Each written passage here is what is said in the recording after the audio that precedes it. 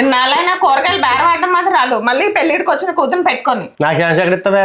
బేరం ఆడమంటావు, నువ్వే మాట్లాడేసుకుంటావు. చేత కాదు కానీ మాటలు మాత్రం బాగానే ఆడతావు. ఎందుకు వచ్చిన బాధ? నీకు డ్రైవింగ్ వచ్చు కదా, రేపు నుంచి నువ్వే వెళ్ళి కొనుక్కో.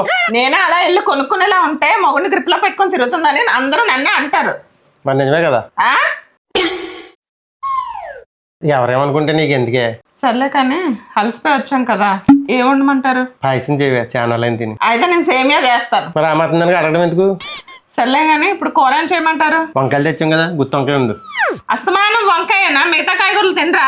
సర్లే, నీకు ఏది నచ్చుతుంది ఉండు. అదేంటండి, మీకు ఏది నచ్చితే చేనా? రేపు వంకాయ చేస్తాను, ఈ రోజు మాత్రం బెండకాయ పులుసు చేసేస్తాను. నన్ను అడుగుతావు, నీకు ఏది నచ్చితే చేస్తావు. పెళ్ళై 10 సంవత్సరాలు అయింది, ఎప్పుడు నీదే కదా పై చెయ్యి. తినక చేస్తావా కానీ